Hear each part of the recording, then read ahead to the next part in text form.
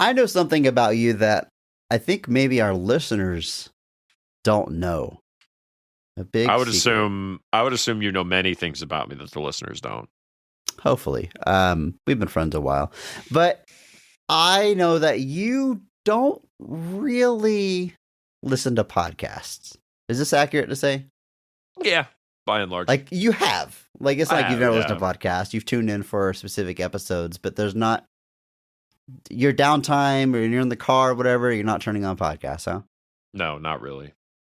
Isn't it interesting that you make a podcast? Yeah, I just don't like listening to other people talk. I don't like listening to myself talk. Okay.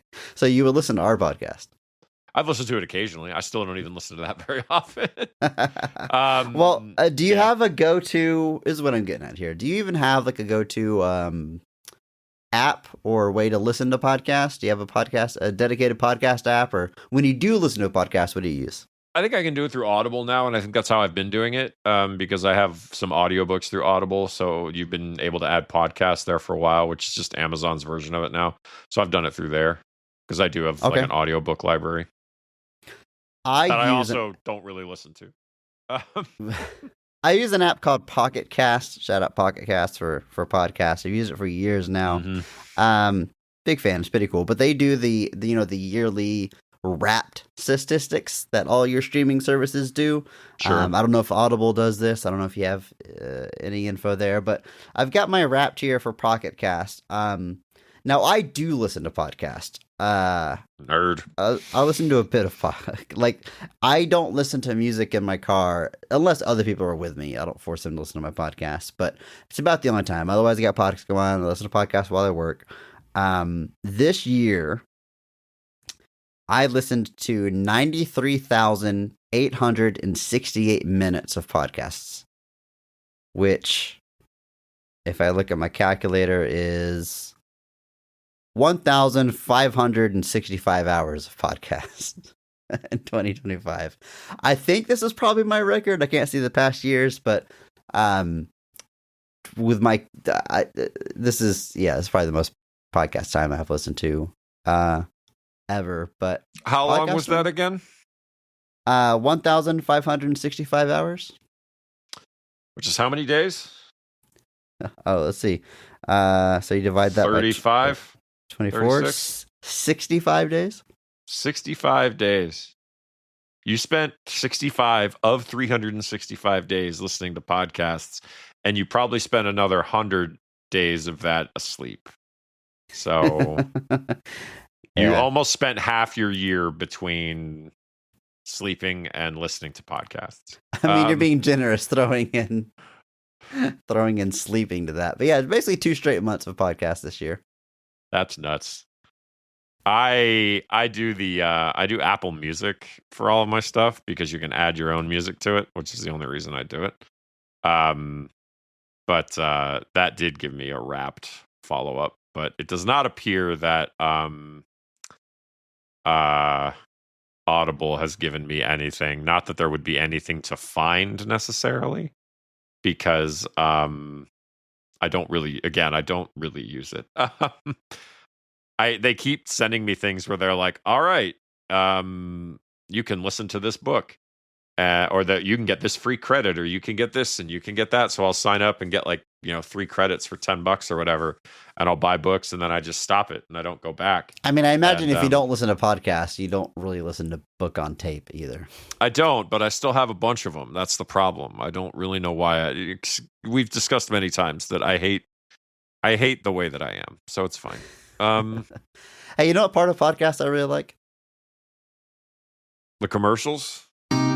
Are you a podcast listener, but also own your own business and find yourself in need of online tools to scale your entrepreneurial endeavors? And the theme song, Andrew. We're not talking about the best of them. We're just talking about the rest of them. Not the worst parts, but the best parts. And the best parts we have. The best of the rest.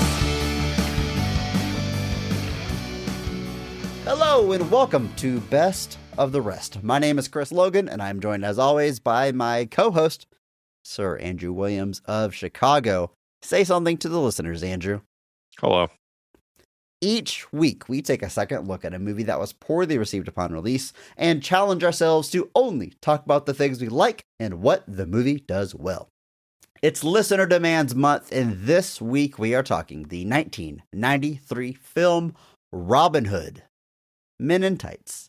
Andrew, what's your history with this movie? Have you seen it before this week preparing for the podcast? I gotta imagine the answer is yes, right? Yes, I've seen this movie dozens of times. I have seen this movie endlessly. I saw it as a kid. I don't think I saw it in theaters. I was only 6 when this came out, so I don't think my parents were taking 6-year-old Andrew to see Mel Brooks movies. But it is a staple once it hit HBO television. We had it taped off HBO, I remember, because it had like the HBO intro, like watermark in the front corner. of it. Oh, okay. No, like the like when it zoomed through the city and then like panned up to the sky and then like the HBO logo like soared in. Yeah.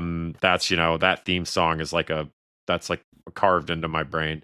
So I've watched this movie endlessly.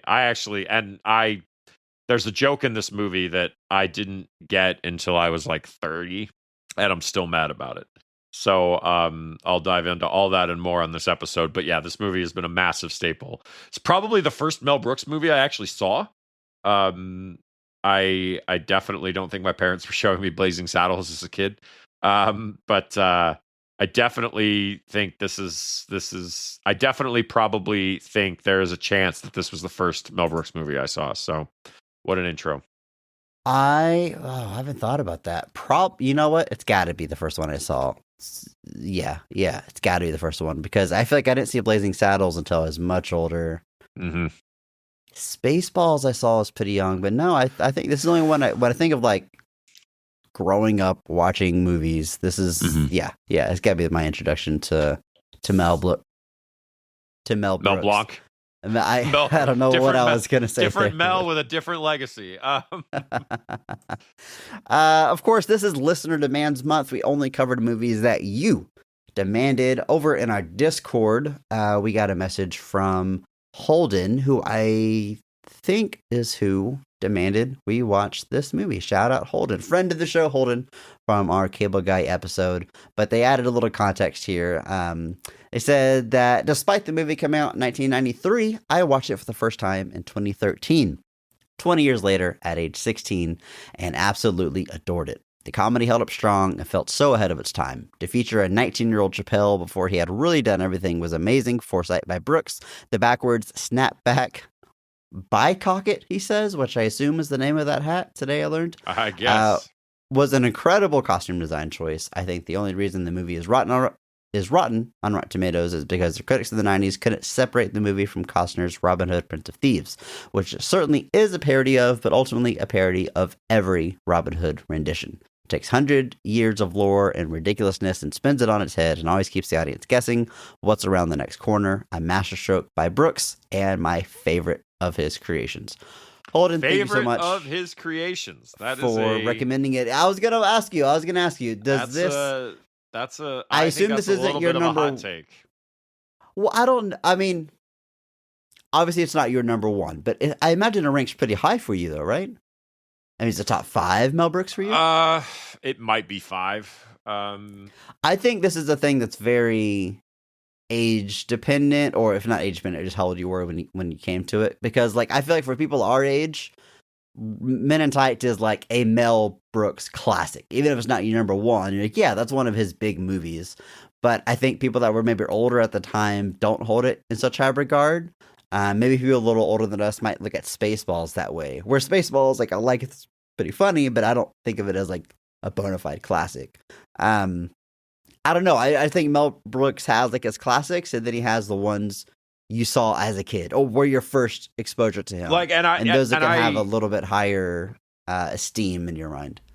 I would agree. Because I think genuinely the first Mel Brooks movies I probably saw were like Spaceballs, Men in Tights, and Dracula Dead and Loving It. Like those are probably the first 3 Mel Brooks movies I saw, which are also the 3 that like if I were probably going to show them to a younger person, would be the ones I'd want to show, because I think they are certainly much Wacky? more, well, they're goofier, but they're also like less explicit in a way. Not that his movies are ever like terribly explicit or anything like that, but like obviously Blazing Saddles deals with some much headier themes. There's obviously some stuff there. Young Sure. Frankenstein is a lot of his earlier movies I think are even much more suggestive, whereas these aren't. I would disagree that like this movie's rotten because people compare it to Prince of Thieves, but like also like that's what it's doing. Like it's created almost explicitly because of the existence of Robin Hood, Prince of Thieves. Similarly to how there's definitely one-to-one jokes movie to movie. Although I do agree with this point. There's a that larger it does palette that they're lampoon pulling all of. from. Yes. Yeah, there's definitely some like what's his name? Errol Flynn. What are those old Errol movies? Flynn, yeah. There's definitely like There's definitely a lot of Errol that, Flynn here. There's definitely other stuff, and Mel Brooks actually even already did a whole television show that was a Robin Hood parody. I don't know if you knew this. Did not know this. This was a show he did in, God, when was that? The late 70s, maybe. I actually didn't know about this until pretty recently, because this is I don't know how it just like slipped through the cracks, but it just felt very odd. But yeah, television. It's called When Things Were Rotten. It is a sitcom television series created in 1975 by Mel Brooks and set as a parody of the Robin Hood legend. Does that also use Rottingham? I don't know if it does. I would think so, just based on that title. But we were talking before we hit record about collecting old TV shows on DVD. That sounds perfect for that. I wonder if there's a DVD set. I believe there is. I don't know if it's still out there or not, but this had some people that would go on to become relative Mel Brooks regulars. People like Dick Van Patten are seen here. I don't think it's called Rottingham. I think it's just called Nottingham here. But he thought of that pun afterwards. Like, I gotta do another Robin Hood because I have to use this. It's too good. So I definitely know that there's a lot more going on here. But it's similar to how like Dracula Dead and Loving It is made like directly in response to Bram Stoker's Dracula, but it's clearly pulling in from a lot of places. But yeah, I think it's funny how saying Bram Stoker's Dracula is referring to a very specific. Well, I'm forgetting what's the director's name. What's his name? Francis Ford Coppola. Coppola. Yeah, like it's Coppola's Dracula. But I understand it's called Bram Stoker's Dracula, but it's just they're all Bram Stoker's Dracula. So it is interesting to me, but I think part of the reason that it gets, and I mean, we can save that for kind of talking about its reception, but sure. I think there's more to its reception than just living in kind of the Robin Hood Prince of Thieves shadow, which I agree. The movie does to itself, I guess, is the thing that I kind of want to say about that, is just that, like, I don't disagree that I don't necessarily agree with the Rotten Tomatoes score, but I think there is a lot more to it than just, oh, they couldn't separate it from Prince of Thieves. I think people were desperate to separate it from Prince of Thieves. But that's we can talk about that more with the reception. But I do think childhood is a piece of this, though. I think that I don't want to say nostalgia just because that sounds mean. But I think for a lot of people, this is like the access film for Mel Brooks. That kind of is the movie that, because 93 is all when we're younger, and this movie ended up being relatively approachable enough that you could show a younger kid. And there's jokes in this movie that I definitely did not understand as a kid that I understood later. But much like all of why is her underwear made out of metal? There's tons of jokes that I love to talk about. We'll get to that more later. But anyway, continue. Sorry.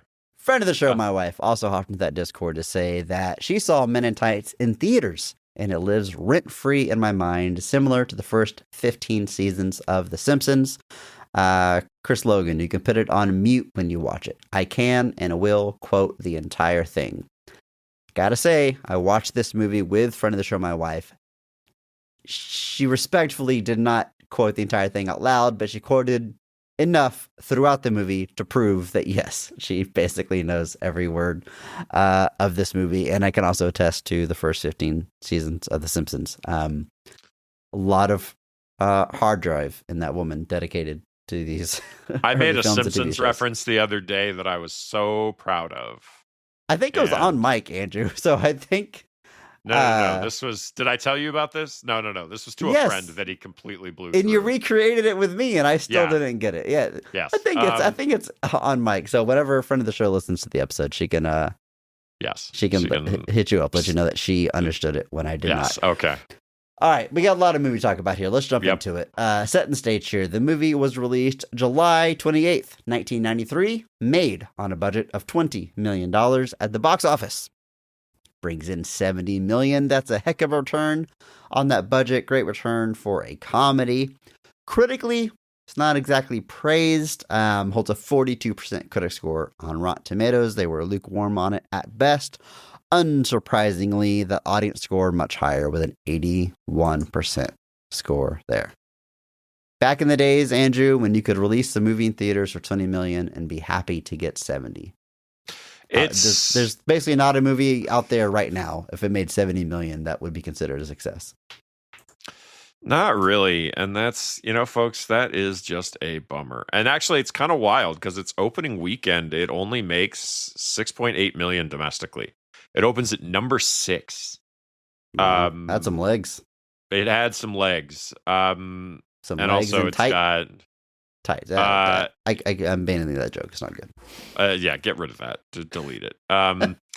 So the 72 million is the worldwide box office. Only 35 of that is domestic. And so, I mean, it goes. It gets about 6 weekends, and it makes that 32 million by the end of the 6 weekends. Obviously, there's obviously the week to weeks in there too, but this opening weekend, because I love doing this now, is very interesting because number 1 for the weekend of the Robin Hood Men in Tights comes out is a movie I don't know that I've ever heard of, called Rising Sun.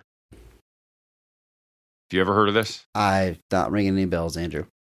When an escort girl is found dead in the offices of a Japanese company in Los Angeles, detectives Webb Smith and John Connor act as liaison between the company's executive and the investigating cop Tom Graham. I'm looking at the poster. It's a classic face poster. Sean. It just says Connery Snipes. They did that in the 90s, like last name only. Yeah. I've never seen it. I don't know. Also features Harvey Keitel, Cary Hiroyuki Tagawa, rest in peace, and Ray Wise, amongst many others. But I've never heard of it. Makes Andrew, you're not going to $107 believe million. this. There's a Rising Sun steelbook on Zavvi. Of course there is. Apparently it is based off of Michael Crichton's 1992 novel Rising Sun. Oh, Tia Carrera's in here too. What a loaded cast. Anyway, that takes number 1 for the weekend that Robin Hood Men in Tights comes out, making $15 million. Number 2 in its 4th week of release is In the Line of Fire. Familiar with this? Seen this? You heard about this? Old man You've Clint asked Eastwood me is a this Secret Service agent. Huh. I feel like you've asked me this before, and I said the Clint Eastwood movie, and I was wrong. But yeah, the Clint Eastwood movie. Yeah. Anyway, Okay. in its 4th week of release, up to $67 million. That movie had some legs. Not Clint Eastwood's, though. They were old and tired. But in its 5th week of release, at number 3 is The Firm, the Tom Cruise, John Grisham adaptation. It is up to $125 million in its 5th week of release. That is nuts. It's actually kind of funny. The weekend this comes out, number 2, 3, 4, and 5 are all exactly the same as they were the week before. Number 1 drops to number 7, and number 6 drops to number 9. But number 4 is Free Willy. That franchise of all of our Utes. And then number 5 in its 8th week of release, sitting at a $283 million domestic box office, is some little indie called Jurassic Park. I've heard of it. And yeah, I've not seen it. Number 6, debuting that weekend, Robin Hood Men in Tights, 6.8 million.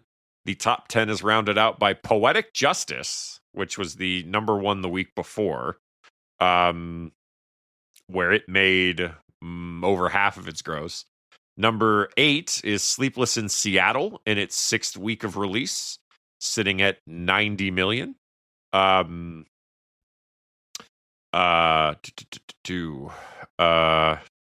was Nora Ephron, I think, directed that. I don't know why. Is Rob Reiner in that movie? Is that why I'm thinking of him? I don't know why I am. He did the other romantic comedy, not Sleepless in Seattle. You've got Getting my mail. wires crossed. I don't know. When Harry Met Sally. There it is. Number 9, Coneheads, and number 10 is Another Stakeout. So an interesting weekend. Other notable new releases debuting at number 12, So I Married an Axe Murderer. And perennial favorite, The Last Action Hero, sitting at number 18. But yeah, a kind of short, quick burst at the box office for Men in Tights, but not a lot to falls out of the top 10 by its 4th week, so it holds on for a bit. New releases like The Fugitive, certainly not Jason Goes to Hell, The Final Friday, but Hard funny that Target, a few other things. You're talking about Courage Under Fire, and you referred to Clint Eastwood's legs as old and tired. Because that was over 30 years ago. Yeah, because I said basically the same thing whenever Mel Brooks shows up in Robin Hood. I'm like, man, he's like an old man already. And he's still alive. He's still out there. Crazy. I mean, good for them. Good for both of them. 99.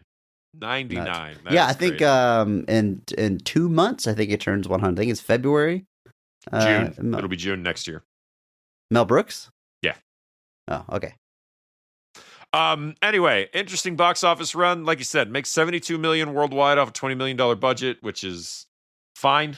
It's pretty good. Obviously got Mel Brooks continuing to do stuff, but yeah, it is perfectly decent success here. Let's take a look at the creative team. Obviously written and directed by Mel Brooks. We're going to talk plenty about him. A little bit of history with this script, though. It doesn't originate by Mel Brooks. There's 2 other credited writers. One of them is a dentist named Evan Chandler, which would be the most interesting thing about this man, except if you try to look up anything about him now, you're just gonna get hit with Michael Jackson news stories because he was integral in bringing the original abuse accusations and cases against him back in 1993, the year this movie comes out. Don't want to go off on that tangent, so I'll just say that before any of that, he was a dentist with an idea for a movie. One of his patients was a man named J. David Shapiro, actually an alum on the show because he would go on to write the screenplay for Battlefield Earth. But he was a producer and writer in the business. He pitched him the idea, and together the 2 of them sold it. Mel Brooks dramatically rewrites it and makes it what it is, but they were able to retain story by and screenwriting credits. Purely guessing here, I think it gets dramatically changed once it's Mel Brooks' hands just because of how Mel Brooksy this feels. But, don't want to discredit them. Like I said, it's a cool story. Being a dentist with an idea and eventually making, your script makes its way to production. But, yeah, you even you click on his Wikipedia link. Yeah, and it just goes straight to I was going through my tabs as I was just about to talk about it. I was like, wait, why do I have the 1993 abuse allegations against Michael Jackson? Thought it was a mistake at first too. Yeah. I was like, wait a second, hold on. Yeah, I can only get, because you think about the general story of this movie. It's the general Robin Hood plot. It's, he gets out of, is captured during the Crusades. He comes back and he has to fight against Prince John and the sheriff of, in this case, Rottingham, not Nottingham. But so the plot is kind of pulling from a lot of the classic Robin Hood stories. But yeah, I can only assume that this was dramatically redone. Because Mel Brooks tends to write most of what he does. The only things that he directs that he doesn't have there's nothing that he's directed that he doesn't also have a writing credit on. But he used to kind of solo write all of his movies too. And eventually, kind of after Young Frankenstein, he kind of starts bringing in, or actually, I guess Blazing Saddles even too. Like he starts bringing in co-writers for a lot of stuff, which is actually why Gene Wilder didn't, because Gene Wilder came up with the idea for Young Frankenstein, and was kind of surprised that Mel was interested in doing it because Mel didn't write it. He was kind of like, that's doesn't make any sense to me. He's like, you didn't come up with this. I don't know why you'd want to direct it. But it's Mel Brooks, man. Like, what more is there to say about him? Like, his career speaks for itself. 99 years old. Some of the stuff that I like about him most, though, is that a lot of people don't know this. He is an uncredited producer on David Lynch's The Elephant Man. Because he knew, like, he wanted that story to be told. Mel Brooks. So he was the one that was kind of putting that together originally, or was at least trying to get it off the ground, and eventually brings in David Lynch to oversee that, because David Lynch is a co-writer on that and a variety of other things. But Mel Brooks, somebody asked him, they're like, why didn't you put your name on it? And he's like, because if we tell you it's Mel Brooks is The Elephant Man, your expectation changes a lot. He's like, you're suddenly going to think the movie's going to be very different if my name's on it. And somebody asked him, because the only thing Lynch had done at that point was Eraserhead. And so somebody asked Mel Brooks, they were like, and David Lynch has nothing but, when he was with us, and I'm sure David Lynch exists in some continual form around us all now, but because that's just wouldn't shock me. Could you elaborate on that, Andrew? No. But it's sad because I went down a weird rabbit hole just not that long ago about David Lynch and Mel Brooks, because people don't realize there's that connection. They don't realize that, there is a connection there. And David Lynch had nothing but wonderful things to say about Mel Brooks, and Mel Brooks had nothing but wonderful things to say about David Lynch. And somebody asked Mel Brooks recently, they were like, why David Lynch for The Elephant Man? Like, what is it you saw in Eraserhead that made you think he would be good for Elephant Man? And he basically just said, he's like, Eraserhead was really good. But he was like, there's a kind of symbology and an imagery, and basically the way that David Lynch made Eraserhead and kind of wore that film's fears and themes on its sleeve, was very unrelenting in portraying those. He's like, all of that, he's like, that's what I think this movie needs. And that's what that story needed. And I think he was absolutely correct to think that. And so it's just always wonderful. Like, David Lynch talks about meeting George Lucas. He talks, because right around like Eraserhead, Elephant Man, like David Lynch got pretty in demand by a lot of people, which is why he like met with George Lucas for Return of the Jedi. And just, I've talked about this before, I'm sure, but just, I can't imagine a David Lynch Return of the Jedi. It would be so weird. Although I guess we got David Lynch's Dune, so I guess you can get some idea of what it was going to look like. But so Mel Brooks is out. He's like an uncredited producer on David Cronenberg's The Fly, which is another like masterwork of Cronenberg's career and one of his like defining movies. So there's these. So beyond everything that he's done, there's just these other things that he's done where he's flown in the background and just kind of shepherded something into existence. And those things just happen to be some of my favorite movies that have been made by people.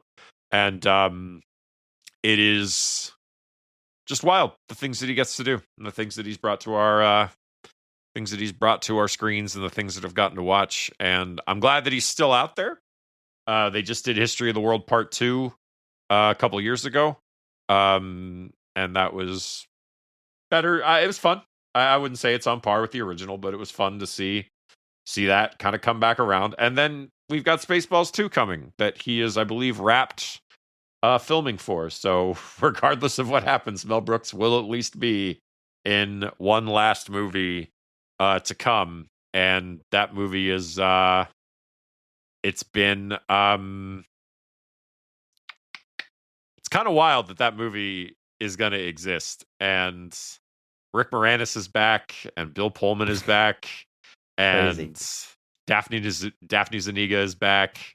Lewis Pullman is going to be in it. Bill Pullman's son is just going to play his son in the movie, which a lot of people might say is too on the nose, but I'm all about it. And it's just Josh Gad is going to be somebody in it. I'm just, it's nice that he's still out there. That's all I can really say. And I don't know if you know this. Spaceballs 2 is being directed by the guy who did Barb and Star Go to Vista Del Mar. Which, well, now I'm sold. Exactly. Now I have to see it. Like, They should not throw a big 100-year birthday celebration from Mel Brooks. They should take their lesson from Betty White and let's not make a thing of it. Let's just let it quietly happen. I would agree. Chris, I'm not going to lie to you. I haven't seen Toy Story 4. Is it true he plays a character named Meliphant Brooks? Yeah, there's these 4 toys in a closet, all played by trying to think of a way to say old comedic actors, but old comedic actors Betty White is someone. Carol Burnett is Cheryl Burnett. She's a chair. It's fun. It's Mel Brooks is Meliphant Brooks. Betty White is Bitey White. Carl Reiner is Carl Reinerosaurus. Yeah. And that's wonderful. It's adorable. They have 1 or 2 scenes, but it's just nice that they get them all in there. All right, Andrew, let's jump into this movie. Let's talk about this film ahead of us here. All the positives, everything we'd like about Robin Hood Men in Tights. Are you ready? Yeah.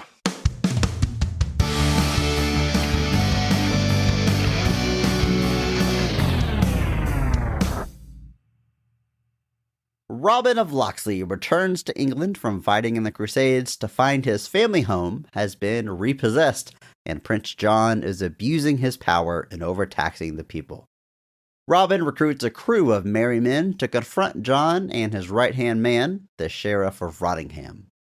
Robin ultimately uses his wits, swordplay, and archery skills to defeat his foes and win the heart of the lovely Maid Marian. Now, I just wanted to give us a basic synopsis here. There's obviously a lot of bits and jokes and tangents in this movie. But to your point earlier, that's the synopsis of any Robin Hood story. There's nothing comedic about the bones of this movie. It's just the Robin Hood story. And I know I speak for many a millennial when I say, this movie is basically my Robin Hood. When I think of the classic Robin Hood tale, I think of the imagery of this film. Even though it's super comedic, it still gives you the Robin Hood story, and it's the one I grew up with. I couldn't even tell you if I've seen the Disney animated one beginning to end. I've definitely seen the Disney animated one, so that's the other one. In my brain is that one, the Fox one. But even still, it means the 2 defining images of Robin Hood in people's brains of people our age are literally either one where he's played by a fox, or the Mel Brooks version. We probably said this about Hook too, right? When I think Peter Pan, I think of Hook, which is a weird sequel-ish retelling. Or I think of the Disney animated one, which is however old. Even though there's been dozens of adaptations of that story, those are the ones that got to me at the right age, so they lock in. Yeah, it's kind of like to watch. Kevin Conroy's voice will always be Batman in my head when I read a comic book. That will never be unseated, Absolutely. Although there are moments where other voices enter the fray, but it's only because it's specifically trying to evoke another voice. I think I sent you, I think it's Batman 900, or maybe it was Batman 1000. It's the one where he's falling through the multiverse, trying to catch up with Joker, and he ends up in Batman 89's universe, and that Batman talks to him, and I'm like, well, this is clearly Michael Keaton's voice. Yeah. But and then one of my favorite scenes ever, and I think I sent it to you, is he lands in the Adam West universe, and he explains who he is to Adam West. And this mostly happens off screen, but he explains what's happening to Adam West Batman, and Adam West Batman doesn't question it for a second. He has no doubt that what this man is telling him is the truth, but he just goes, but he looks at him and he's like, well, any Batman on his journey is going to need a utility belt, and he gives him his. And it was just one of the most it's one of those things that's that is Adam West Batman. And it's so funny when it's in comic book form, because you're like, man, that's really touching. because that's Adam West. But like it's not. It's a writer and an artist just kind of recreating that character. But But you know who still, it is. Like you still reflect fondly on the man himself. It's funny. you can't help it. I mean, it's So, a touching tribute. You know, it's what it's doing. Yeah. But yeah, I agree. Why are we talking about this? What's happening? we're talking about the voices of characters always. Been, okay, but no, here Kevin we go. Conroy will almost always be Batman. But yeah, like Cary Elwes to many people is Robin Hood, and he always will be. Like it's the two defining roles of his career are Robin Hood and the Princess Bride. Like that's Cary Elwes to almost everything. We'll talk way more about those whenever we get to the cast, which, well, I guess that's what it's time to do right now, Andrew. Let's talk about the cast of this film, starting with the high point, best casting, best performance of the movie, because every episode we recognize one person and go so far above and beyond the Call of Duty that they actually elevate the quality of the entire film with their performance. And we recognize that person by giving them the Mark Strong Award. Andrew, kick us off. Who is getting your Mark Strong Award for Robin Hood, Men in Tights? It's just genuinely difficult for me. This is because very there's- hard. I agree. There are a lot of people, even a lot of the bit parts are like just tremendous. So I'm gonna go with one of our villains in classic Andrew, always picking the villain. But this is tremendously difficult because there are so many people here that are all just giving an amazing performance. They are all dialed in.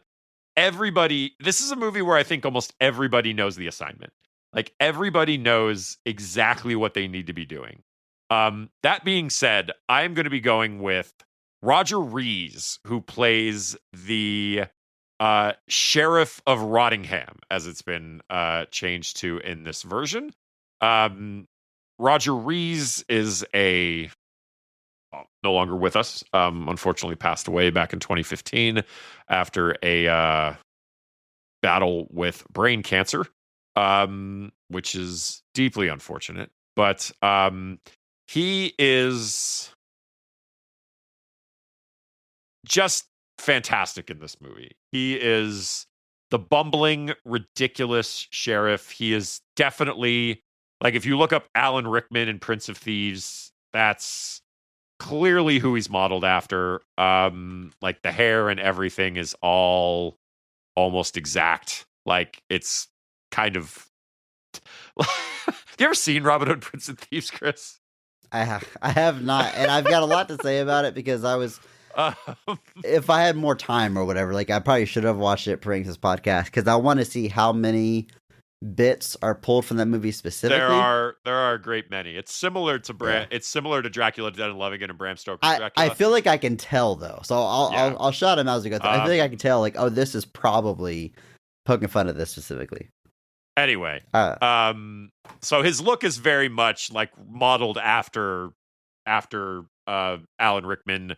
But he is just so bumbling and ridiculous. The tick he has throughout the whole movie is that he can't say anything. Like he just stumbles over his words endlessly. Like any moment where he has to be serious or kind of look menacing, he either says something out of order or completely wrong. You know, one moment he gets like flipped under to the underside of his horse and he's like, "I'll pay for this." And he just stops and goes, "You'll pay for this." And I don't even know, like there's one he says during what'll probably be my favorite scene. But I can't even remember because he just fumbles it so badly. Now obviously it's all on purpose. But it's just fantastic. He is so good here and so unlikable and so sniveling and so cowardly too. Like it's just he's such, like, anytime the actual chips are down or he's in danger, he just completely like folds essentially. He is just great. And the movie is definitely 100% better having him in this cast. Now, Roger Rees is like a legendary character actor. He was an actor on the stage for a long time, won Tony Awards, Olivier Awards for his roles in the lead of The Life and Adventures of Nicholas Nickleby. He was also on Cheers. He was also in The West Wing. So he had tons of stuff. He also played Gomez on Broadway as well, of the Addams Family. But he's just really, really good. Like I said, unfortunately passed away about 10 years ago. But he's who I see in my head anytime I see the Sheriff of Nottingham. I see this guy. And I see his look. Now, if I saw Prince of Thieves, that might mean I see Alan Rickman. But it is just a tremendous performance. Understands every bit of it. And the movie, and it's so weird if you watch him in other things, because I would actually say that this is a little bit out of character for him. Like, he doesn't tend to be like this comedic in most of what he does. I mean, But he has he looks like he could play the actual Sheriff of character, Nottingham. like, Yeah, in a straightforward. real, He's like- got the look. It looks like he's got the chops, but that's what makes it that much funnier when he tries to be the serious tough guy and can't get his line right. Right. And he's just he crushes it. He's just so good. And I love the bit where you find out his first name is Mervyn, and the abbot is just like, Mervyn? Your name is Mervyn? And he's just slamming. He's like, everybody shut up. But it's just so good. I could gush about this performance all day, but and I cannot find the quote that I actually want. So I'll have to see if I keep finding it. But it's in the dinner scene, which I'll talk about later, I'm sure. But like, he literally like is outraged and tries to scream at Loxley and just incomprehensibly babbles at him because all of the words are out of order. And it's just so expertly delivered that like he almost delivers it completely straight, in the sense that he's saying it all wrong, but he's not letting on that he realizes that it's wrong until he finishes. And it's just, it's one of those things where like, maybe that's not hard to do, but I feel like it would be, to like keep the composure through the absolute mess up and then stick the landing afterwards. Anyway, it's just fantastic on all fronts. So I'm happy to give Roger Rees a Mark Strong Award to add to his already illustrious cabinet of awards. It is well deserved and well earned here in Robin Hood Men in Tights. I mean, I agree, well deserved. I love this performance. I love his character. I love his death scene or would be death scene. He ends up not dying from the wound, but basically he just walks up on Robin Hood and stabs himself with Robin Hood's sword and falls backwards. Just a really pathetic way for his character to die, which is super appropriate. Yep. Great performance, Andrew. I mean, you said it. I'm dittoing all your points about the man. This is tough. Mark Strong Award. I could make a case for pretty much anybody in the main cast. We're gonna praise all of them. We're gonna talk about all of them. I thought I knew who I'd give it to going in. I think I'm making an adjustment though, and maybe I'm taking the easy way out, but I'm giving it to Carrie Elwes as Robin Hood, because a friend of the show, my wife, she said it. Like, if he doesn't work, this whole movie doesn't work. Which, it's a heck of a thing with these parody movies. Which I don't, this isn't quite the same level of parody movie as superhero movie. I think we went off on this tangent then, like trying to figure out, like, there's levels to this thing, because I almost don't consider this a parody movie, even though it very much is. Anyway, I don't want to go off on that tangent again. All I'm saying is, a movie like superhero movie, or some of the scary movies, like, it doesn't matter who the lead is. They're kind of a blank slate for all the jokes. But that's not the case here. He is playing this character so well. He's so... I mean, just like we were just saying about Roger Rees, he could play a straightforward Robin Hood, and I would buy it. He has the look and the chops. But he also plays the comedy. His reactions are so good. You talked about it a little bit last week, talking about superhero movie, like, how people do ridiculous things, and sometimes the characters act normal, and sometimes they react to the absurdity, and it's a weird like balance, and he nails that balance. Like, there's a part where Little John falls in the river and he's drowning, quote unquote, because there's like 2 inches of water, and Robin Hood looks at him like, shifty eye, like, you serious? And like, it's just a perfect reaction for that moment.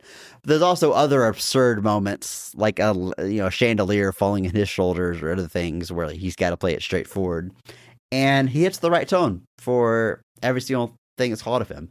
And yeah, I in my mind, like this and The Princess Bride, which are both movies I saw in my youth and have not revisited a ton throughout. Like, they're almost the same performance, like almost the same character. They're not. I mean, I know if I rewatch Princess Bride, it'll be a lot easier for me to kind of like separate it. But I do think it's funny that like his two most iconic performances are both like in that fantasy swashbuckling swordplay realm, Yeah. and it probably to his detriment in his career. But he's, when you're good at something, I think you're good at I think something. he's done just fine. But, Look, don't get me wrong. Yes, but like he's a leading man in those roles, and then like he's the stepdad in Liar Liar later on, or you know what movie I forget that he's in? let me think. Saul. No, I definitely remember that he Okay. saw he cuts his foot off. Yeah. Spoilers for Saul. Spoilers for the for the thing. the that's the whole 20-year-old premise movie. of the movie. Well, he comes back in several of them, I think. But which Does is he? just such I thought he was like the one guy does. that doesn't come back. I think he eventually comes back. And Okay. he was in Mission Impossible: Dead Reckoning too. But no, the movie I forget that he's in is Hot Shots. Where He is he plays- at in Hot Shots? He plays Val Kilmer in Hot Shots, basically. Yeah, Um, yeah. Like, I forget that completely because that's such an interesting one too, because Hot Shots is directed by Jim Abrams of the Zucker trifecta. And obviously there is a sequel called Hot Shots Part 2, but oddly, I think that is the more iconic of the two. Like, I think people No, remember the first one, the No, second the one. second is. one. The second Yeah, one. yeah, That's definitely, my yeah. point. Yeah, Like, totally, I think totally. it's odd that part 2 is the one that people remember arguably Andrew, more please. than part 1. Part duh. Part 2. I'm sorry. But because obviously, Hot Shots I mean, Part growing Deux up, is- I watched the second one dozens Right. of times. like I it felt like think- it was everywhere, and Yeah. it was interesting because, like, I don't know, it's just it felt Which, very by the way, odd. also parody movies where I saw the parody before I saw the source material. Right, absolutely, 100%. I just remember also Hot Shots Part 2 also has Ryan Stiles in it. That's such a weird thing to me. I see him like even like pre Drew Carey show, like a Ryan He's reading. Stiles. He's reading Great Expectations. It's what is Drew Carey show? Drew Carey show is 95, so it's just a couple years before that. And I guess he's on the UK, Whose Line Is It Anyway, in the late 80s on. So he's fine. But anyway, Ryan Stiles is great. Ryan Stiles is fantastic. But I Let me say, forget that Cary Elwes plays the Val Kilmer role yeah. in Hot Shots, basically. I That's definitely forgot like that. completely out of my brain. Let me say this about Cary Elwes. Now that I'm looking at his Wikipedia to go through his filmography, dude has aged like wine. What a good looking chap. I mean, he's how old? He's He's 63. 63. So yeah, he looks great. Fucking, I'm 38 and I look 65. But it's but no, and he shows up in like he was in the Ministry of Ungentlemanly Warfare. He shows up in a couple of the Guy Ritchie joints as of late, which are all perfectly fun little asides. He was in the Black Christmas remake. He was also in those Rebel Moon Zack Snyder Netflix movies. I forgot. Did he was in make those more than too. one of those? I thought like he The made second one. one. And people were The like, second one did come out. okay. Yeah. Yeah. Anyway. The legacy of that movie for me is the toys are always on clearance at Walmart and Yeah. Target. Yeah. Hashtag PP. Oh God. Anyway. Cary Elwes is great, but I agree with the general point too, that just like in a movie like this, the lead is what the movie rests on. And if the lead isn't good, then the whole thing falls apart in a way. Like, that is absolutely true. And if Carrie Elwes isn't dialed into this, and I think part of the successes of this is that I do think, like, you know, Carrie Elwes and Roger Rees are, in fact, you could take almost this entire cast as it is and play it straight, and you don't really need to change anybody. There are people who you would like, there are definitely people where I'm like, okay, somebody, you know, there might be somebody more suited, but by and large, almost everybody is capable of playing the role they're in a non-comedic way. And I think that's part of what sells it, because I think there are definitely movies where you're trying to parody something, and if you can't buy into anybody playing any of the characters, that's just going to hurt the whole thing. And so, Elwes definitely fits into that. And so I agree 100% that this movie is better for him being in it. I think this is an excellent pick. So bravo. Now, someone I was considering for the Mark Strong Award, and before I rewatched this movie, I thought this is ultimately where I would go. They just have much less screen time than I remember. But you know what? Maybe that's a testament to just how good they are when they are on screen. I'm, of course, talking about Richard Lewis as Prince John. I love this performance. I love Richard Lewis. I love that anytime you see him over the decades of his career, he has that glorious mane. And he did it. It works so well for Prince John. Like, it fits right in with that beautiful mane of hair he has there. But I love, I don't even know how to describe this performance, honestly, but I love the energy that he brings to this movie. And it's the one that stuck in my brain the most before, like, rewatching it. But just a big fan of what this guy's doing. Oh yeah, Richard Lewis is fantastic. I feel like I found an excuse to talk about Richard Lewis before on something. I don't remember why. Wagons East. He's in Wagons East, alum of the show. Yeah. I was like, I've definitely talked about him on this show before. Why? And it's maybe Wagons a Mark East. Strong Award winner. Who knows? There's definitely no way to check. I love Richard Lewis, and so I'm sure I gushed about Richard Lewis on that episode, because I think we did that episode not long after he died. Again, rest in peace, Richard Lewis. But my favorite, his career speaks for itself. He is, it's actually interesting in that, like, his films, he's, from 88 to 2018, he's only got maybe like 20 credits and a lot of television stuff, obviously a lot more stuff there. And then obviously was on Curb Your Enthusiasm for a tremendously long time, which is probably what, I mean, I guess there was probably a lot more people associate him with, but I think my favorite thing about Richard Lewis will always be Larry David's tribute to him when he passed, and he was just like, and today Richard made me cry, and I'll never forgive him for that. And it's just such an on-brand, perfect thing. Their banter in that show, because like even towards the end, because like Richard Lewis was on that show almost up until he died. Like, he was shooting new episodes of that show, and like they were working around his limitations with his health problems pretty heavily. And the banter they still had, and the clear affection those two had for each other, it's still just shone through, and it was impossible to not still find it very, very funny, but also just find it endearing. And yeah, Richard Lewis. So yeah, I would agree too that, like, I kind of expected going into this that Richard Lewis was going to be the Mark Strong too, but yeah, he is in this a lot less than I expected him to be. He is great in every scene that he's in, and if he had 3 or 4 more scenes, probably would be the runaway Mark Strong for me.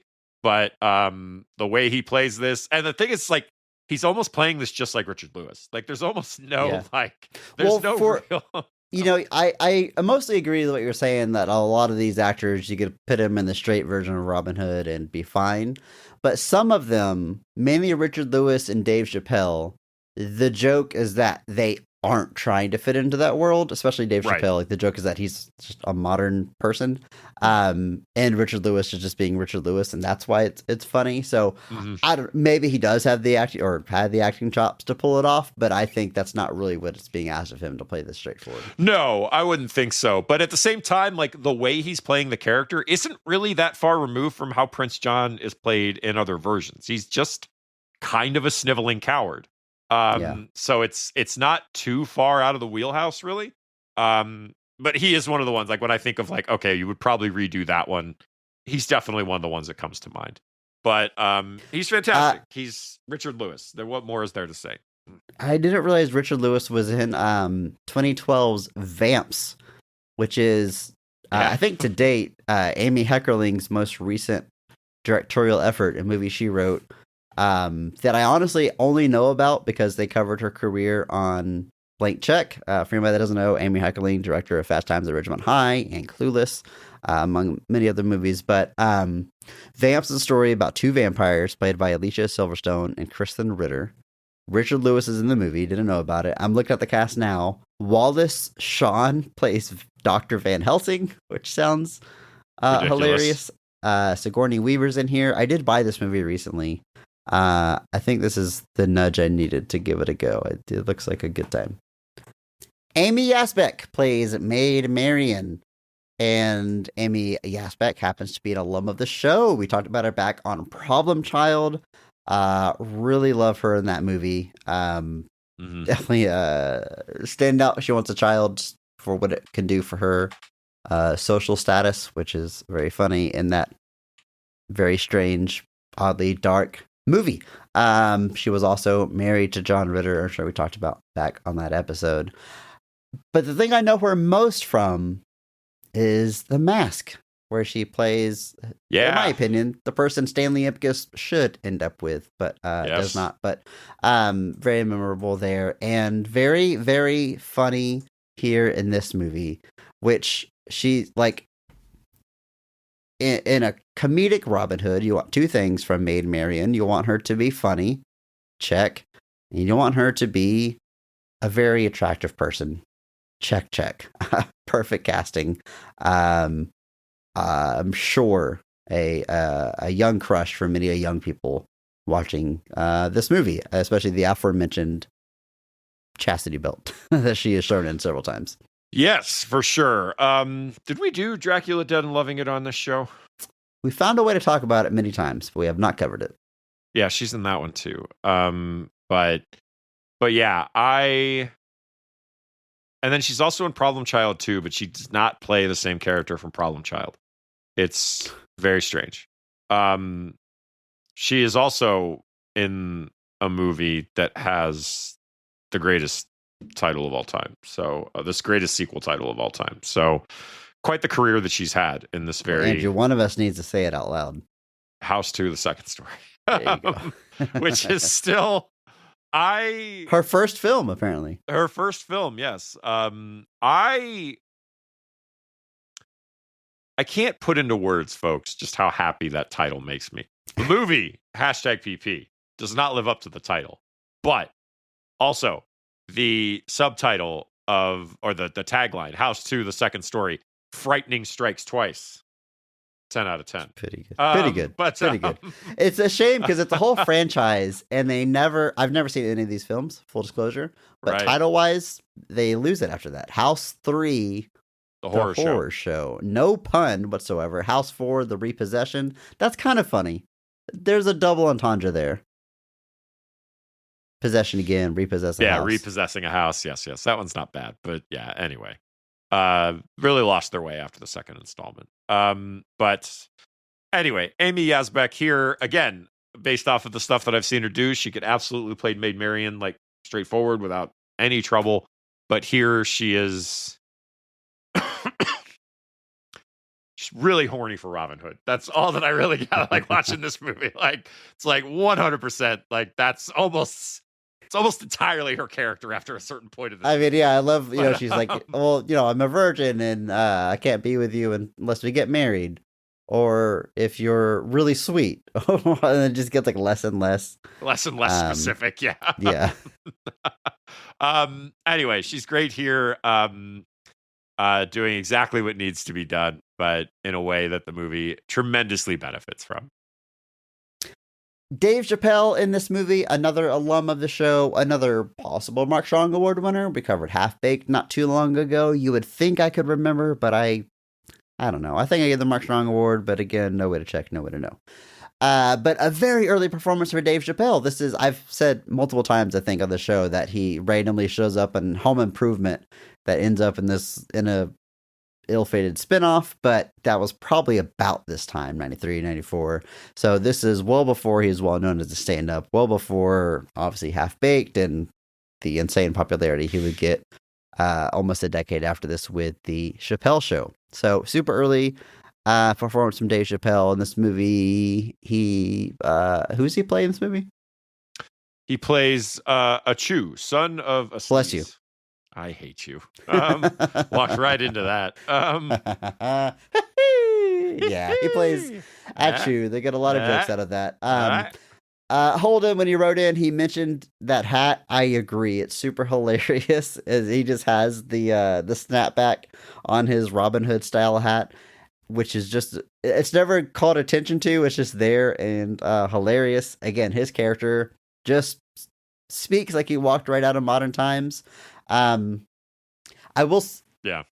I don't know where the episode to put this. So I'll say this now, and I promise this is nothing negative against Mel Brooks. This is not leading to cancel Mel Brooks. But I was reminded of a simpler time, Andrew. Whenever you have a movie like this that very blatantly plays with like race and racial jokes, that has like the rapping black men as the like chorus of the movie. It has Dave Chappelle do his Malcolm X impression. When Dave Chappelle and Cary Elwes first like team up to fight off those guys, they like know karate, and immediately go to like very stereotypical karate sounds and stuff. And like, again, none of this is negative against Mel Brooks. None of this feels like it's making fun of anything. It's a simpler time, I guess, where like all of that stuff would be charged now. One. And two, there is like a bad version of this where you are insulting other races, and those kind of people kind of ruin it for everybody. So I don't get anything out of this that's like, ooh, that didn't age well or negative, whatever. But it just, again, reminds me of a bit of a more innocent time. Yeah. Yeah, I mean, and it's always kind of funny because Blazing Saddles is that movie that you endlessly hear people say, "Oh, you could never make Blazing Saddles today." And first off, they literally did. They remade it as a samurai movie about cats, or dogs rather. Cats and dogs. But the point, like they believe that like the humor of Blazing Saddles couldn't be done today without a whole bunch of people being quote unquote offended. And I always hear that, and I'm just kind of baffled because it's like, have you watched the movie? Like these are the bad guys. Like these are the horribly racist morons are all the bad guys. Yeah. The town is portrayed as being wrong to be racist and judgmental towards Cleavon Little's character. Like all the treatment that Cleavon Little gets in that movie is portrayed as wrong and bad. Like, and so it's literally the lesson of Blazing Saddles is that racists are stupid and being racist is dumb. That's the theme of Blazing Saddles. And so it's wild to me that there are people who watch it and go, oh, well, they'd never let you make a movie where you say the N-word today, which first off, Quentin Tarantino is right over there. But secondly, it's amazing that that's your takeaway. Like, that's the thing that you're upset about. Be better, people. Jesus is disappointed. God. It's similar, although I'm not willing to die on this hill, but it's like, a politician gets busted because images surface of them wearing blackface at a Halloween costume as a costume, which is bad and wrong, everybody. And people are like, well, they just made, Tropic Thunder 10 years ago. I guess you can't make that today. And it's like, again, the point of it in that movie is very clear. It's not the same. It's not 1-to-1. It's just he's portrayed as being wrong for doing that. Like, yes, it is this very strange, like, they're like, oh, well, you could never do that now. And I'm like, the point in the movie is that his character is woefully out of line for doing it. Like, now, does the movie demonize him for it in a way that, like, no, but like, the point is that it's wrong. Like, it's, when people talk about how media literacy is dead, that's the kind of stuff they mean. They don't mean that, like, you watch a movie and people are like, oh, they explain the plot to you and they're like, oh, did you notice that the movie did this? And it's like, yes, that's the plot of the movie. So yes, I did see that. But like, it's when you can watch a movie and just like it's just gone. And you're just like, it's truly amazing that people can watch these things. And these are the takeaways that they have. It's people love, moral outrage, especially around quote unquote PC culture, or I guess that's woke. what they used to call it. Now it's woke. Yeah. My favorite one is like, man, God, they couldn't make The Office today as they stream it for the 12th time on Peacock, or it's the #1 show on Netflix. Like, God, yeah, you can't get away with this today, and it's the #1 show in the country still. It's like, anyway, Dave Chappelle. I think he's very funny in this movie. He was another person I would consider for the Mark Strong Award. I think it's, especially when you look at like the scope of his career and how early this hits, he was already a natural in front of the camera. Very funny performance, very funny character. I love it. Yeah, it's obviously early on in his career. Obviously, we don't need to talk about Chappelle's recent career so much, but back in the good old days, Andrew. Back in the good old days when, a simpler time. But now he's the kind of person who would say you can't make Blazing Saddles today. He is. That's what's so wild about it. He's one of those comedians that's out there like, oh, you can't say anything now, as he gets paid $20 million per special by Netflix. The future home of Warner Brothers. Oh, God, I made myself mad again. But anyway, yeah, he's very funny here. This brings us to, honestly, maybe my favorite character in the movie, or at least one of them. Mark Blankfield plays Blinken, who's a blind character. And oh man, every single scene he's in, there's just jokes about him being blind. And I don't want to speak for you, Andrew, but for me, it never gets old. It's always it's funny so funny. It is so unbelievably funny every time. In the big dining fight scene, like there's a real big broad bit where he's like fighting a wooden pole for like half the fight, which is very funny. But my favorite was just this big wide shot from above of everybody fighting, and he's just fighting air, like, because it doesn't call attention to it. You just see him swinging his sword at nobody, as Robin Hood is actually fighting people. Much more subtle. And I love that it's in there. But yeah, there's subtle jokes with him. There's broad jokes with him. He's always mistaking people. He, grabs a statue without arms, and he thinks Robin Hood has lost his arms. Then he grabs the breasts, and he thinks Robin Hood now has breasts. Andrew, that's comedy. I don't care who you are. My favorite gag of his in this movie. Hold on, I'm just gonna say it now because I don't care. I have my favorite too. I'm curious if it's the same. Is it him up in the watchtower? Lookout? Yes, exactly. yes. Where like literally he's up at the top of this watchtower, and Robin Hood comes up, and he's like, and he even like the disdain in Robin Hood's voice of just like, Blinken, what are you doing up there? And Blinken says, I'm guessing no one's coming. Because like he's even like can't see. He's holding his hand above his eyes as if he's peering into the distance when he can't see. And it's nighttime and he wouldn't do that anyway. But like, and then he knows he can't see because whenever he asks him what he's doing, he has to come up with an answer. I'm guessing. I guess no one's coming.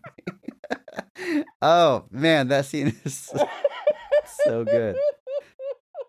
It's I have another scene picked out for favorite scene, but if I were to get real narrow for like favorite joke or gag, it might be that one.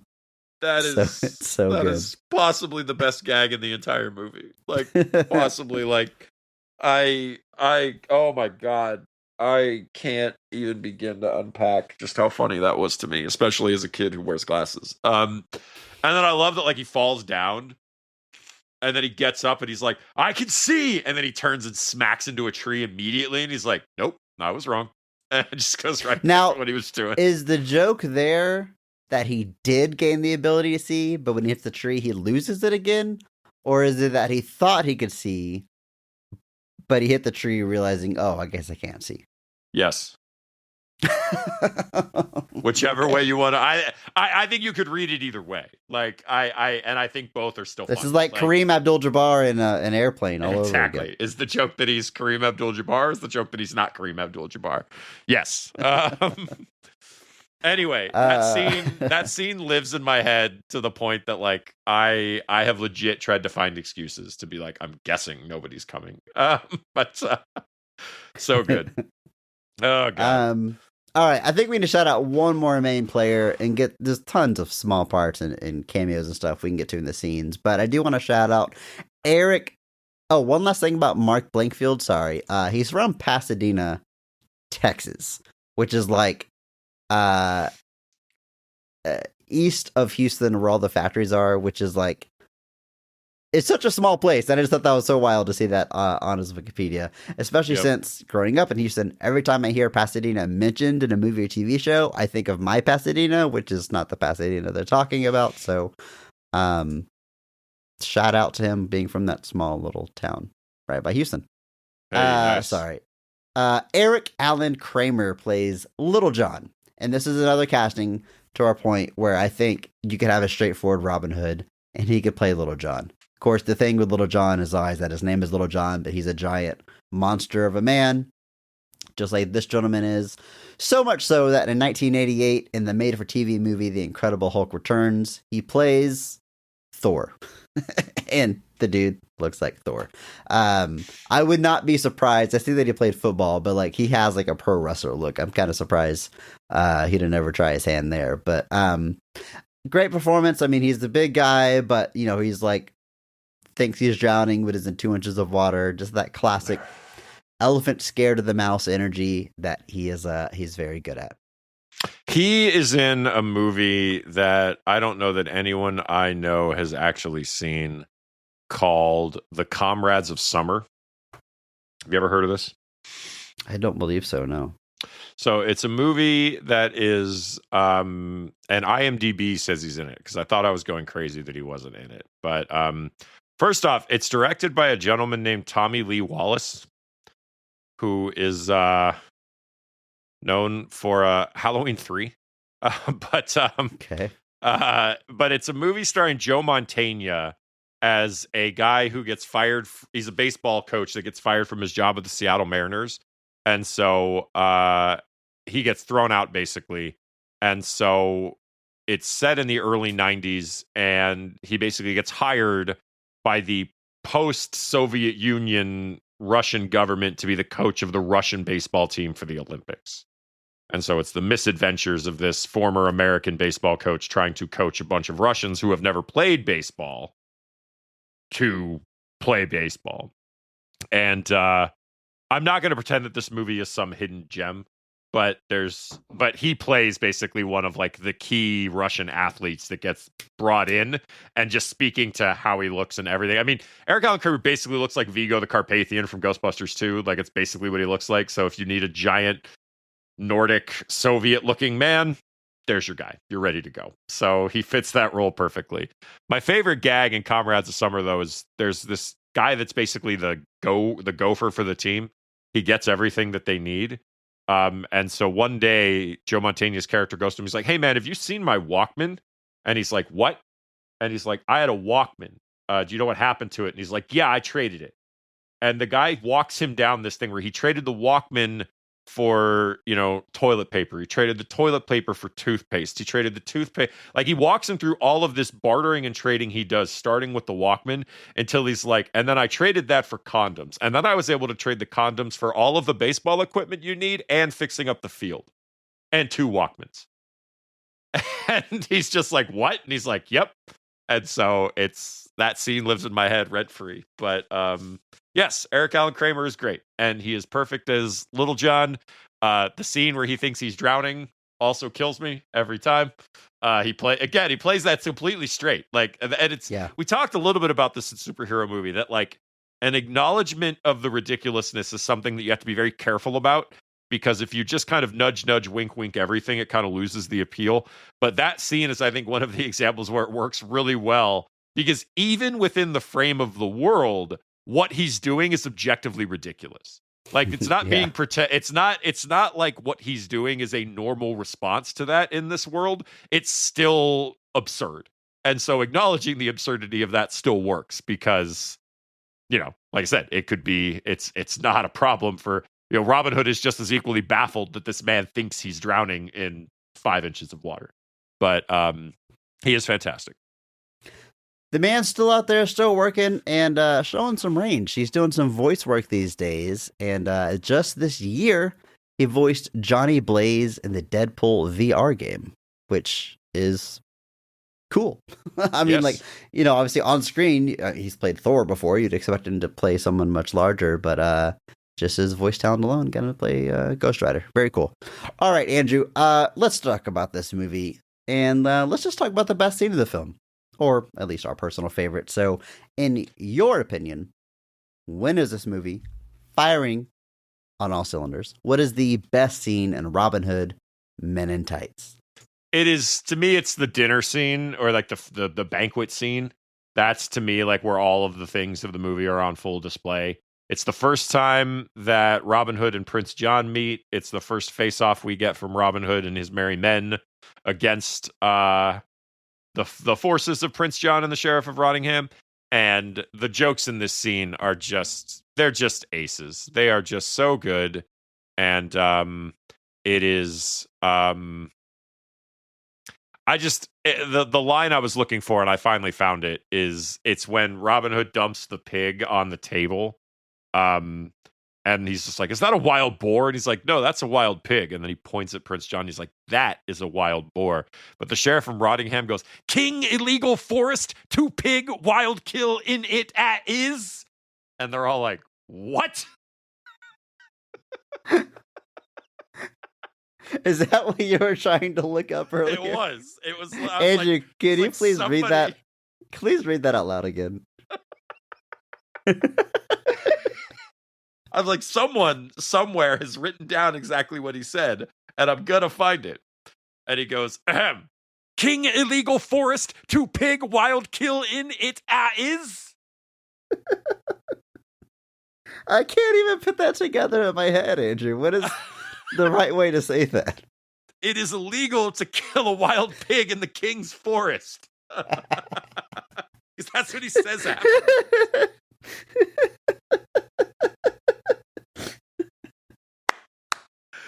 Oh, God. Folks, I think we're done. Oh, it's like it's oh man, it's taking the gag Oh, of him my like God. misspeaking to the nth degree. Holy crap, that's funny.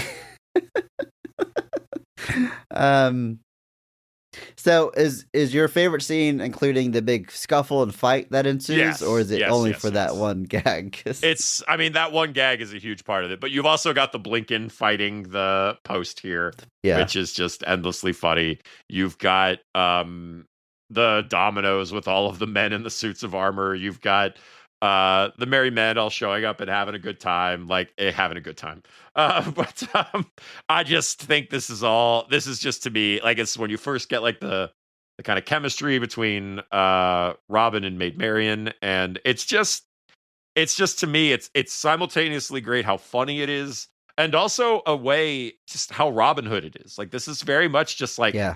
a Robin Hood scene. Like, it's literally like, it almost feels like an Errol Flynn scene, and this might have been on purpose, but like, this is clearly like a singular stage that they're shooting Yeah, this on. this is definitely the scene that made me think of Errol Flynn. 'Cause the ropes specifically, a lot of rope Yeah, work, swinging rope on ropes, work. cutting rope, the chandelier falling from the rope, a lot of ropes. Very Errol Flynn. Very, And but like, what's funny, like I love the dominoes, the knights falling as dominoes because one, you can tell that they're empty suits of armor, which I think is very funny. But also like it's Robin Hood using his wits to get out of an impossible situation. Like that's Robin Hood, Yeah, right? that's I what he mean, does. this is Like- done in a very comedic way, but that's still like the heart of Robin Hood, which Right. I think is why the best thing I can say about this movie, and where I think it succeeds, is that it's still telling the story of Robin Hood, and the characterization is all still correct. It just does it in a very funny way, which is cool. it's just great. Like There's I don't really- like if you don't I don't watch Scary Movie and think, oh yeah, this is just a funny version to Scream. Like that's not like it's not like it's a funny movie, but it's not like a good slasher on its own. It's not a slasher happens to be funny. It's just a send up and a spoof, and most spoofs are like that. I think it's kind of rare for the spoof to also be a functional film, and like it's not crazy that this is someone's classic interpretation of Robin Hood. No, I agree, and I think that's the difference between some of the best spoofs that still tell their own story and the jokes just add to it. Like the movie has to be able to stand on its own, and I think that's why we talked about this last week when we got into like the Seltzer, the Friedbergs, and things like that, where you're just dealing with a situation where there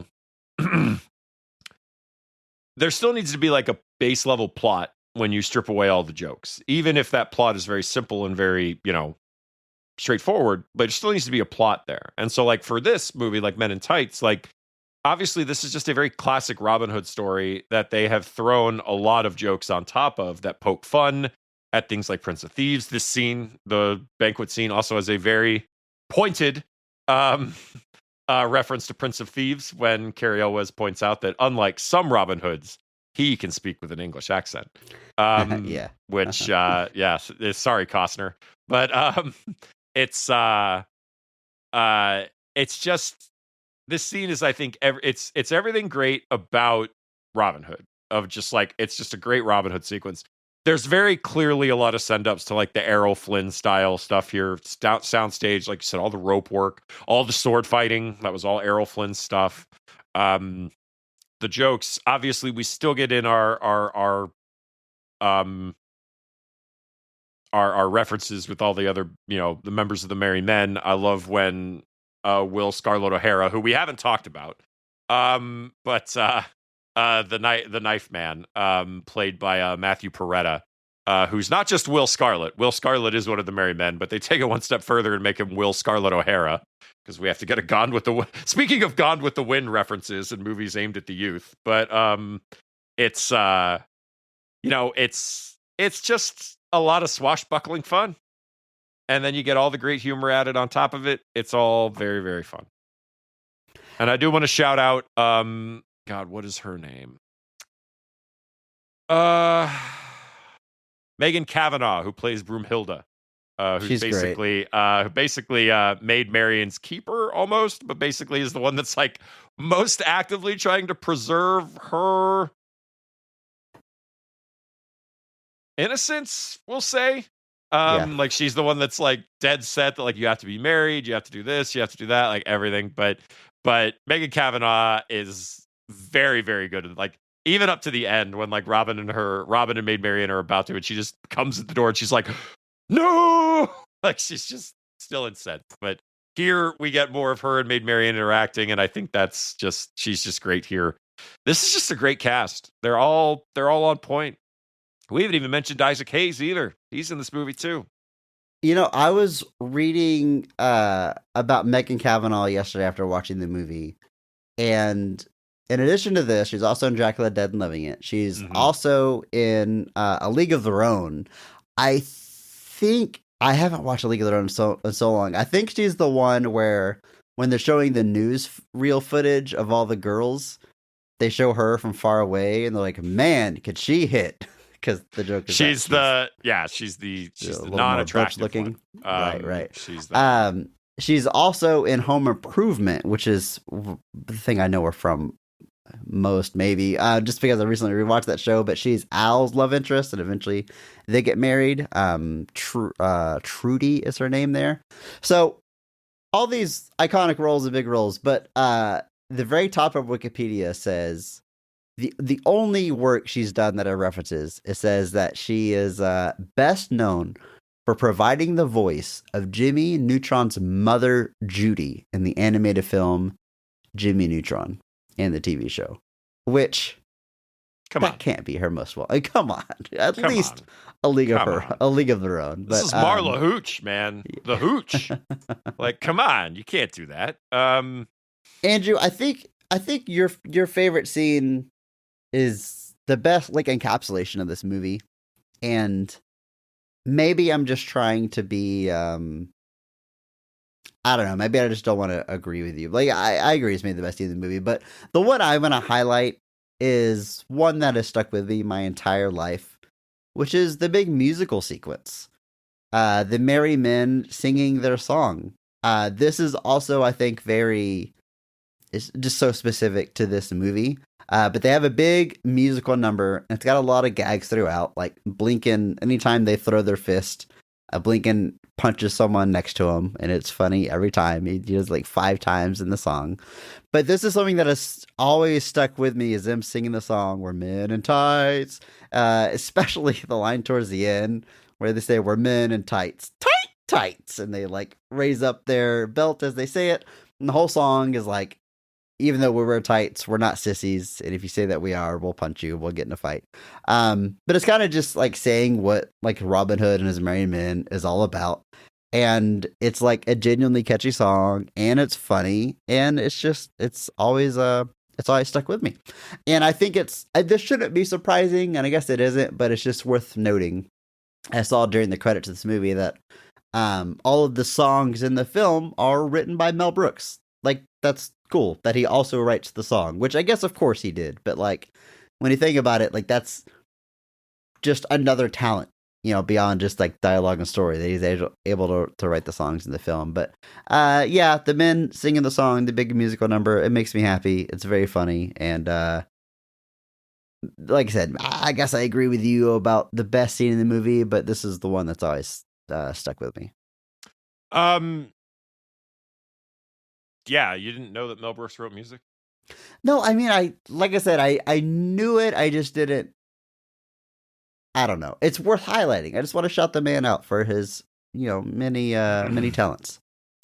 I mean, if he did a little musical called The Producers in the late 60s, Never heard of where it. he wrote all of the music. So it's not exactly shocking that Mel Brooks wrote music. He's a talented man. Let me just shower some praise on him. He is an extremely talented man. His comedy, his 2,000 Years with Carl Reiner is so funny. It is. It's the 2,000-Year-Old Man is just this basically comedy routine that is Carl Reiner and Mel Brooks, and Brooks basically plays a 2,000-year-old man who's interviewed by Carl Reiner, and it's just so funny. And like that's the kind of stuff that's so interesting, because like, and I'm not even like, that's not a shot, but like people don't even know that like Mel Brooks and Carl Reiner did comedy albums, because they were released in 1960 and 1961 and 1962. Like, I definitely think of them as like old men. Like, I think there's an episode of Comedians in Cars Getting Coffee where Seinfeld just like goes to his apartment because they're so old, and they're just like on recliners next to each other, bickering back and forth. Like, I picture them as just old men bickering together, and it's right. But like in 1960, Mel Brooks was 34. That's so crazy. Which is insane to think about. Crazy. But and so the lengths that he's gone. So like people don't realize that like there's this essentially stand-up comedy comedy career that he has in the 60s that gives way to things like The Producers, where he writes the music and does the songs and all of these things on a full-on musical. And then eventually that turns into High Anxiety, History of the World. I mean, and then even before that, but Blazing Saddles, Young Frankenstein, all of that. It is just tremendous, all of the things that the man has done and the man has been capable of. And he's also just seems like a really good dude. Is he the most prolific comedy director of all time? Because I feel like there's probably, I would say he's probably the most like comedy director is a weird one. But I think of like you look at his career in its totality. It's almost like he stands alone.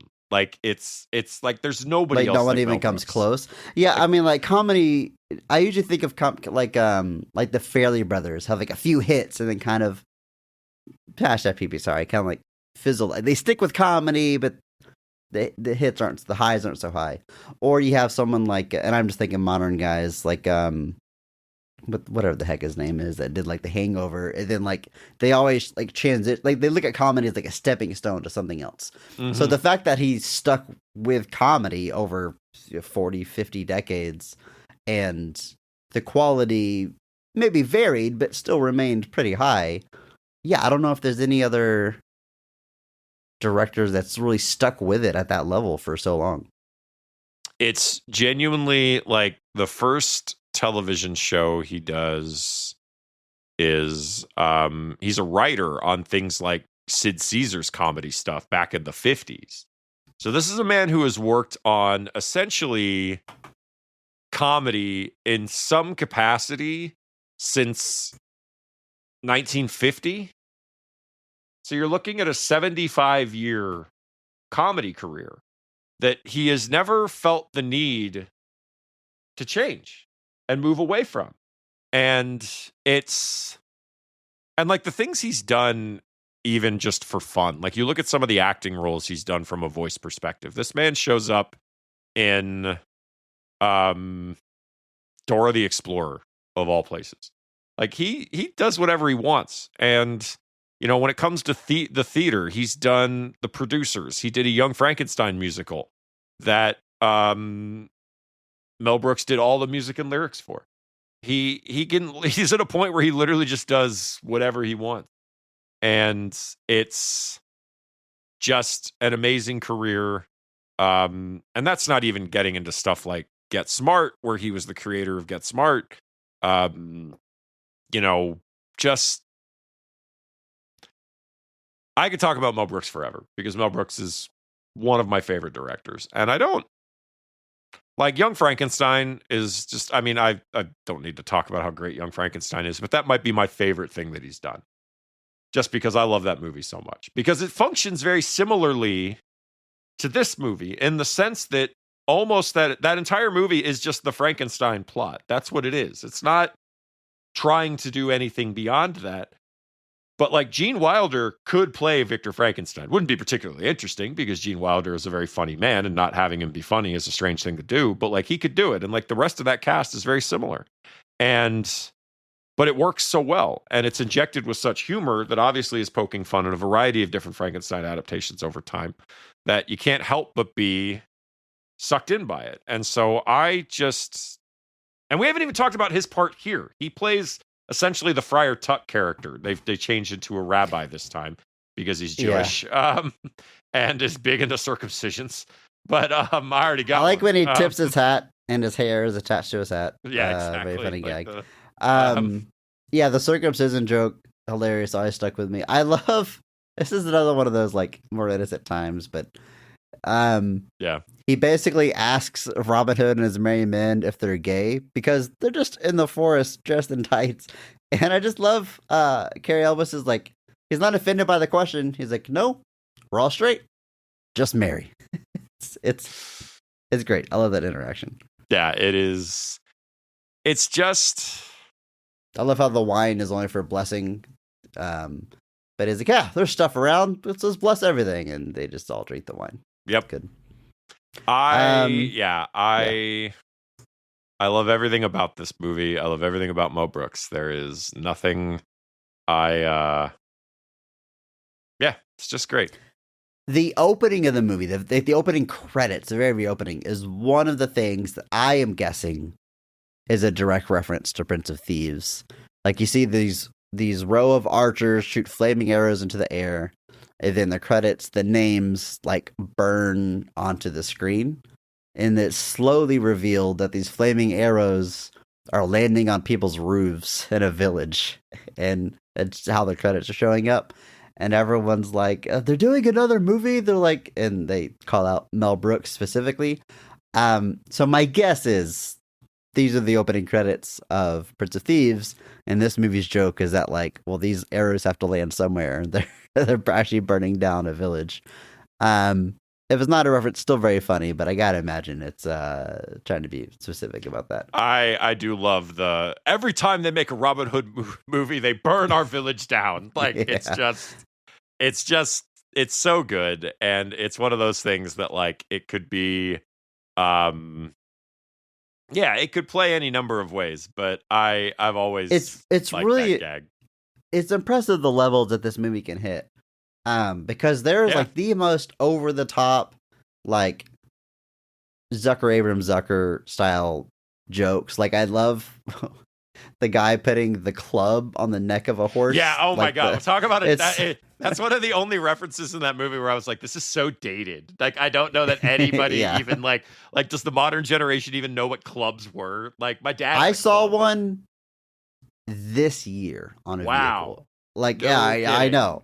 And I was like, God, I haven't seen I think I might have been with my daughter. Like, you know what that thing is? Like, yeah. I'm sure our I listeners love know what that. it is, but you put it I on your love steering that. wheel so you can't turn the wheel and steal the car. Someone puts it around the neck of a horse in this movie, which is just so over the top and goofy.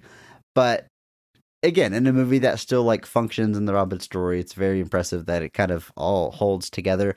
And I do want to say this too about the reception of this movie. You look at the reviews and general consensus, and it's almost like Mel Brooks has already made like instant classic comedies. Like, Blazing Saddles is like almost immediately considered like an all-time classic film. Like, it still is in like top 10 list of all-time Mhm. comedies. Young Frankenstein, very well received. That it's almost like his movies after that, like he set the bar for himself and they're comparing it. Because like some of the middling reviews, like, well, it's not his best work. It's not this. It's not that. And like, I don't know. I don't know how fair that is in the world of comedy. Like, you can't get funnier and funnier and funnier. Like, this is like I don't know. Like I think I think it works against him. Only in the realm of like reviews, which I doubt he cares too much about how we're reviewed as silly comedies are. But I think it works against him having some like all-time comedies early in his career, because that's like the Yeah. measuring stick you're forever compared to. Yeah, it's a tough one, and I think like I was trying to think of like a tactful way to say this, but it's I think for some people it's just that there's an edge that's maybe missing. Like Blazing Saddles feels like it's very like there's this kind of there's a suggestive nature to them. There's an edge to them. There's a wit to them that I think by the time you get to like Men in Tights, because like you think about Blazing Saddles, that's not really true. Never mind, I won't do it on that path. But it's just something where like I think there's a and I think that's part of like, and it's also kind of like a. We can't really speak to that experience, but I can't imagine being somebody that did see Blazing Saddles and Young Frankenstein and even like High Anxiety, and then kind of then seeing Spaceballs or Men in Tights. It's like, was that a drop off to witness in real time from their perspective, hashtag BP, whatever have you. But like, if you're seeing these like cutting edge, very witty, very smart comedies like Blazing Saddles and Young Frankenstein and Silent Movie and whatever have you, and then now suddenly you're watching Mel Brooks make like Robin Hood or Dracula parodies, you're just kind of like, oh, we're kind of in a different spot now, aren't we? And I mean, Blazing Saddles is a silly parody of westerns, though. Like, I get what you're saying about like there's deeper themes and stuff, but it's also profoundly silly. I mean, like the breaking the fourth wall finale and like a lot of the physical comedy gags, and it's just it's also very goofy. Like I think I don't know.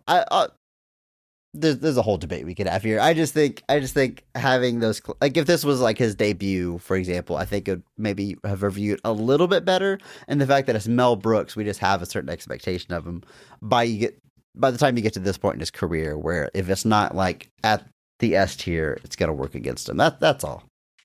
It's kind of like I mean, you take any director. Like if Christopher Nolan made a movie that was just okay, and he already did, folks. It was called Dark Knight Rises. But like, man, is that movie even okay? Hashtag no, TV.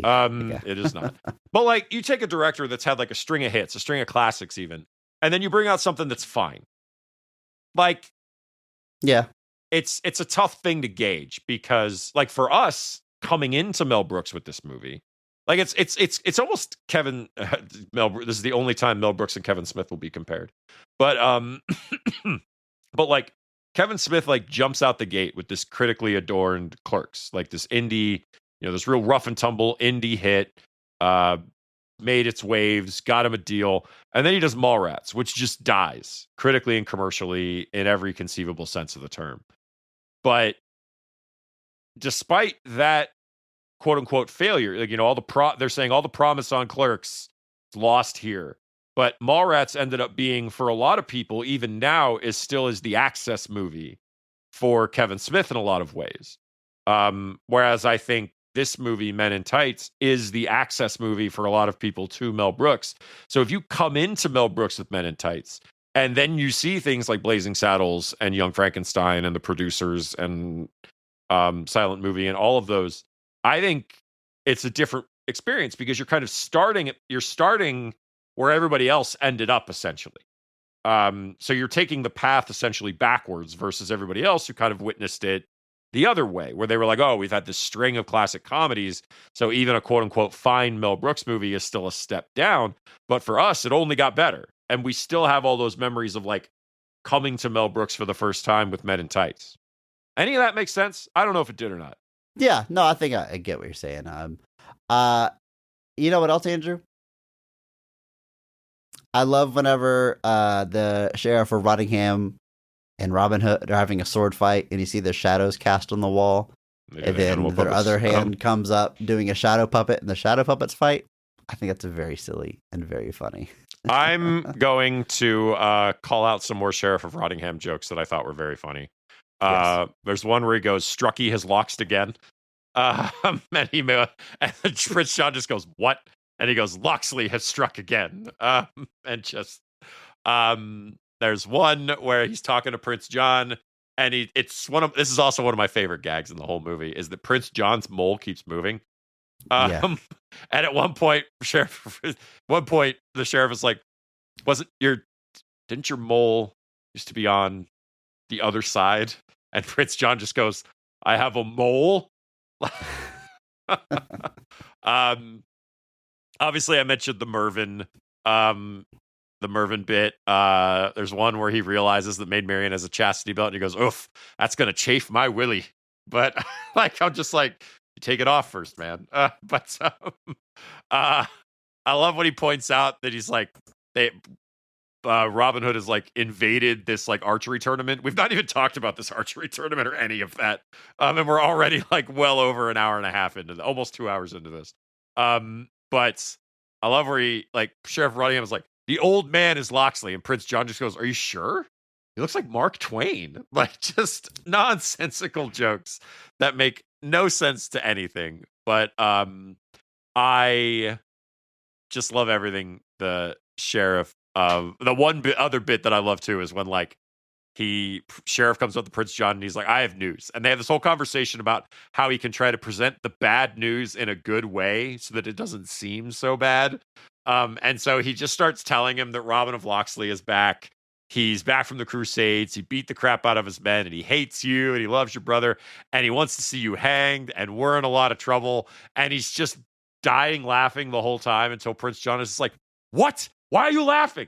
This is terrible news. Like, just tells him that it's all stupid. But just, again, Roger Rees' dedication to this and just dedication to the bit is just so good and so unbelievable that it's just my favorite. I could talk about him as this character almost all day. But do you want to hear the joke? I may have told you this.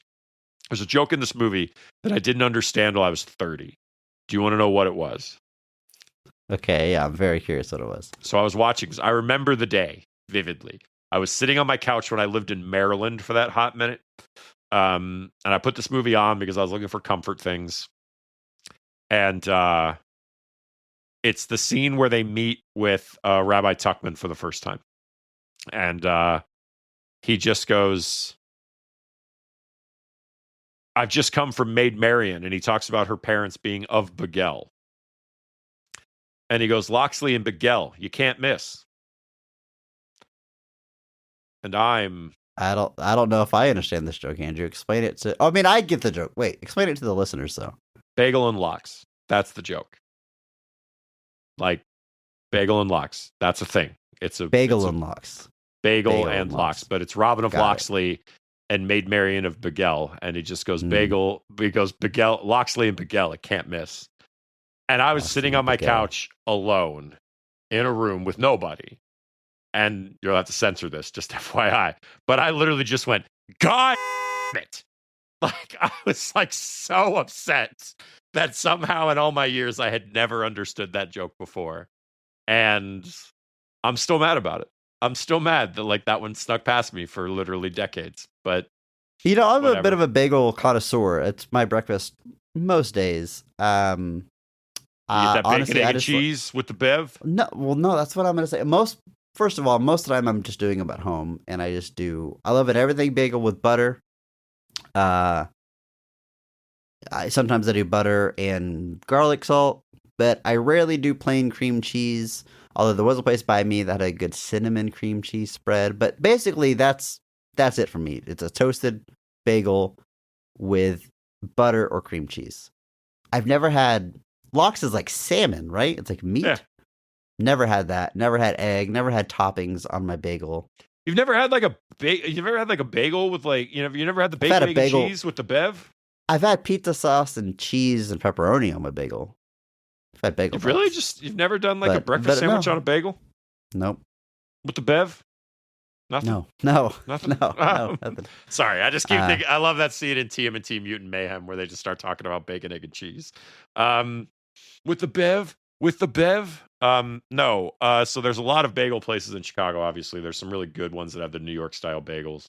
But yeah, you can get it's red onion, capers, cream cheese, lox. It's a whole thing. Now I'm more of a breakfast sandwich guy. I'll do the bacon, egg, and cheese on a bagel, and with the bev. But yeah, Liz does them with plain cream cheese all the time, and she'll either do it with just butter or she'll do the cream cheese if we have it. Like, so she loves bagels. She eats them all the time. But Yeah. to I me, keep they're it just simple. bread. So if I want, I don't like. She likes the bagels, so for me, it's one of those things that I just don't care about that much. So I don't want to waste her bagels just having them in my boring way. So Just to shout out a few funny things to get out of here. I love whenever Robin Hood escapes from the prison and has to go Mhm. back to England, and he swims. Swims. He literally runs into the ocean, and we see like just on a map the dotted line of him swimming all the way to England, and then the score starts playing "Row, row, row your boat" as he swims. Very funny. I love the shadow fight I mentioned. I love when at the very, very end of the movie, he finally brings Maid Marian home, and he says, "Welcome home, Mrs. of Loxley," just because he's Robin just of Loxley. ridiculous. Treats it like a last name.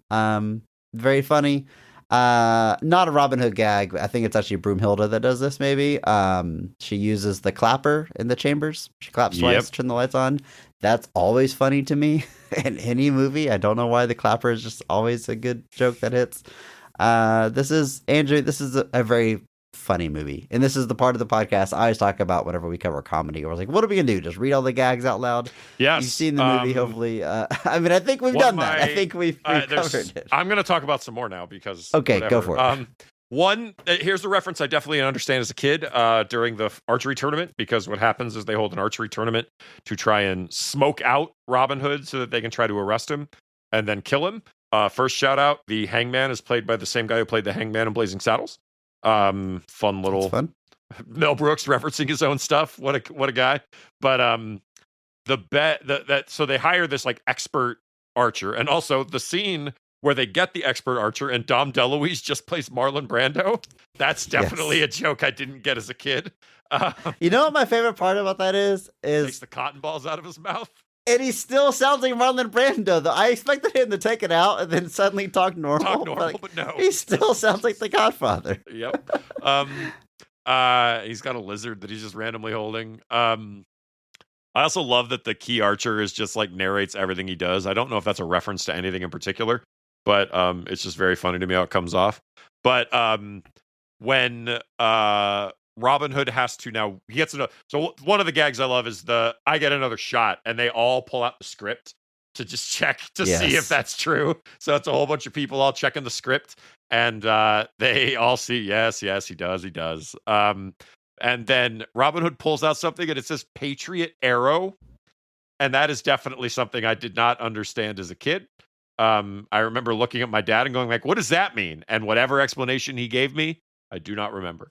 But I obviously do not. I do not believe he actually gave me the definition of what a Patriot missile was. So, Okay, yes, it's just like a U.S. military grade missile, right? Like, yeah, well, like, I Patriot guess- missiles were like specifically like supposed to track things. That was kind of the Gotcha. point of them. So he was making, Mel Brooks was making a coded reference to the increasing military industrial complex that our country has come to rely on and hype up so much. But I love that scene where, because all the merry men are dressed up as women. And at one point they're like, let's get out of these ladies' clothes and get into our tights. Yeah.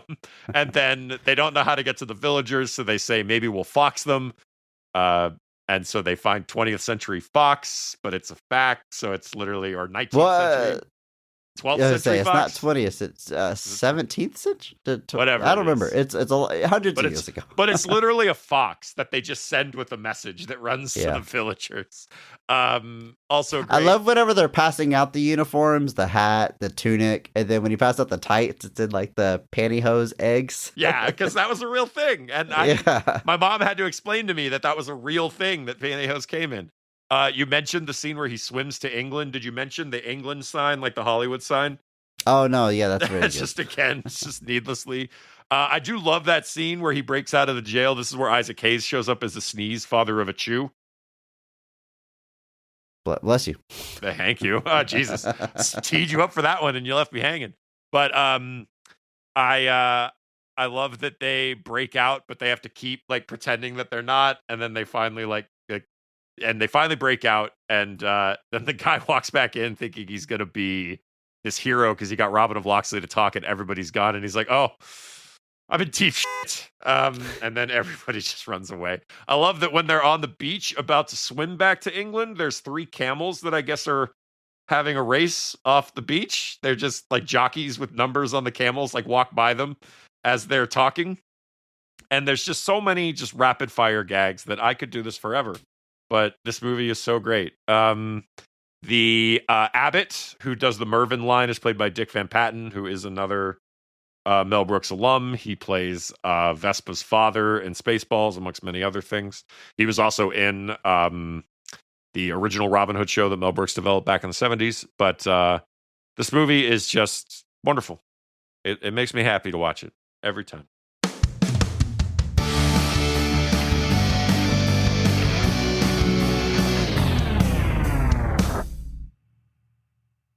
Andrew, this was a fun month. Listener demands. Thank you to all the listeners that submitted movies. This was a blast. I love the variety we got here. Even though that, I guess technically 50% of them were parody comedies. but Yeah. It still felt like, we wouldn't be able to normally put a month together like this. So thank you so much for everybody that submitted. This was a good time. Yeah, thank you. There were some really fun movies here. There was a lot of stuff we didn't get to. Maybe one day for fun we can do more. But thanks to everybody that took the time and just gave us an excuse to talk about Mel Brooks for 2 hours. Next month is next year. This is the end of 2025 for us. We are kicking off 2026, of course, with a new theme. And for the first time, it's going to be a supersize theme. It's going to be 2 months worth. It was just too big to cram into one. So 2026, we're going on tour, I guess you could say. We're taking a tour through our own podcast. We'll be starting off the month by filling in some gaps. Maybe we covered some movies from certain franchises, but skipped over one movie. We want to go and plug that hole, cover that movie. There's a lot to it. If you want the whole announcement, the whole breakdown, what we're covering, you know what I'm going to say right here. I'm going to say jump into our Discord. There's a link in our show notes. Come and join us. Why haven't you done so already? Yeah. Take a look at the tour we have coming your way. Very big theme for 2026. 2026. And until then, until next year, just remember, maybe not every movie is great. But all movies have greatness. Thank you to Mark Benavides for singing our theme song. You can check him out on Instagram at NotThatMarkAnthony. Thanks to Mitch for the music. Follow him on Blue Sky. Check out our show notes for the SoundCloud link.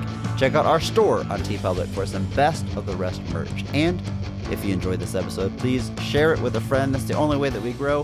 Follow us on social media at BOTRcast. Thank you.